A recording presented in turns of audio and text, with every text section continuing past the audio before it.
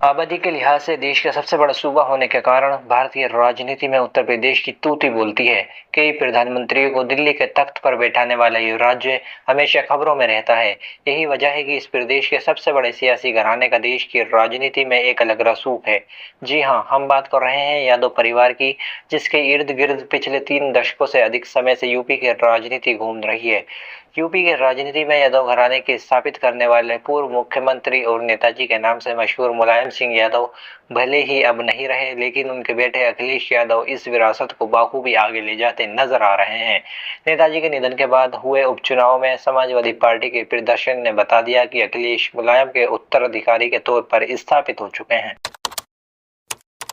अखिलेश यादव को राजनीतिक विरासत में मिली है। उनकी राजनीतिक पहचान मुलायम सिंह यादव के बेटे के रूप में है, जो यूपी के सीएम और केंद्र में रक्षा मंत्री रह चुके हैं। अखिलेश यादव के सियासी सफर की शुरुआत साल 2000 में होती है, जब वो अपने पिता के द्वारा खाली की गई कन्नौज की सीट पर उपचुनाव लड़कर संसद पहुंचते हैं।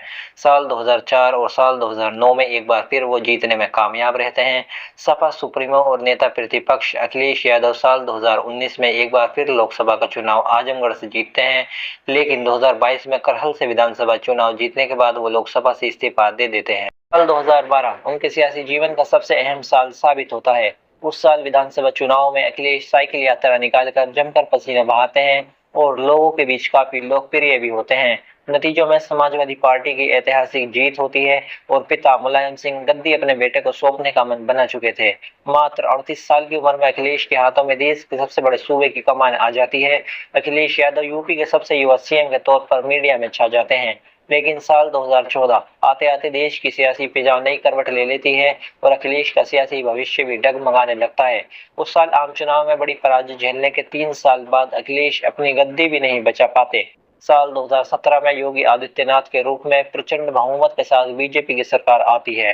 2 साल बाद लोकसभा चुनाव में अखिलेश एक बार फिर बसपा के साथ गठजोड़ करने के बावजूद हार जाते हैं।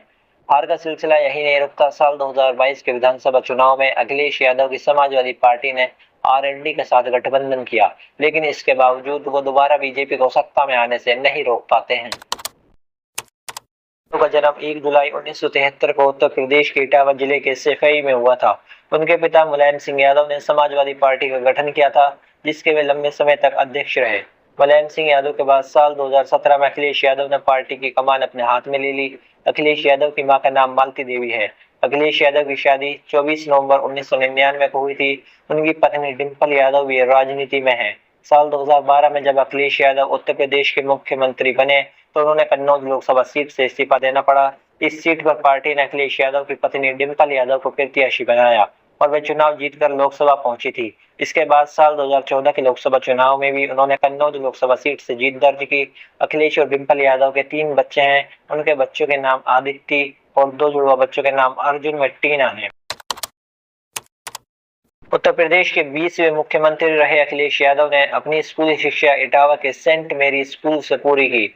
उसके बाद उन्होंने राजस्थान के धौलपुर स्थित मिलिट्री स्कूल में दाखिला लिया। इंटर करने के बाद उन्होंने मैसूर के श्री जयचामराजेंद्र कॉलेज ऑफ इंजीनियरिंग से सिविल एनवायरमेंटल इंजीनियरिंग में ग्रेजुएशन की डिग्री हासिल की। मास्टर्स के लिए वो ऑस्ट्रेलिया चले गए। सिडनी विश्वविद्यालय से उन्होंने मास्टर्स की डिग्री हासिल की। अखिलेश यादव ने 24 नवंबर 1999 को डिंपल यादव से लव मैरिज की। उत्तराखंड की रहने वाली डिंपल भारतीय सेना के रिटायर्ड कर्नल आरएस रावत की 3 बेटियों में से एक हैं। समाजवादी पार्टी के कार्यकर्ताओं के बीच वो डिंपल भाभी के नाम से मशहूर हैं। बताया जाता है कि मुलायम अखिलेश की डिंपल से शादी के खिलाफ थे। उन्हें राजी करने में दिवंगत नेता अमर सिंह का बड़ा रोल माना जाता है। अखिलेश डिंपल की शादी में तत्कालीन पीएम अटल बिहारी वाजपेयी भी आए थे। डिंपल यादव ने हाल ही में अपने ससुर की सीट मैनपुरी से ऐतिहासिक जीत दर्ज की है। साल 2024 भारत के लोकसभा इलेक्शन में उत्तर प्रदेश की 80 सीटों पर समाजवादी पार्टी और कांग्रेस पार्टी का गठबंधन होता है, जिसमें 63 सीटों पर समाजवादी पार्टी और 17 सीटों पर कांग्रेस पार्टी चुनाव लड़ती है। भारतीय जनता पार्टी 80 की 80 सीटों पर चुनाव लड़ती है। अखिलेश यादव और राहुल गांधी की जोड़ी ने उत्तर प्रदेश के अंदर भारतीय जनता पार्टी को करारी शिकस्त दे दी। समाजवादी पार्टी ने 37 सीटों पर जीत दर्ज की और कांग्रेस पार्टी ने 8 सीटों पर जीत दर्ज की। दोनों को मिला दे तो आंकड़ा 45 पहुंच जाता है। वहीं दूसरी तरफ बीजेपी महज 33 सीटें ही जीत सकी। उत्तर प्रदेश के अंदर अखिलेश यादव ने ऐसी चुनावी रणभूमि तैयार की जिसको भेदने में बीजेपी विफल रही। इस चुनाव के बाद अखिलेश यादव की नजर उत्तर प्रदेश के 2027 के विधानसभा चुनाव पर होगी। देखना दिलचस्प होगा 2027 में उत्तर प्रदेश कौन जीतेगा।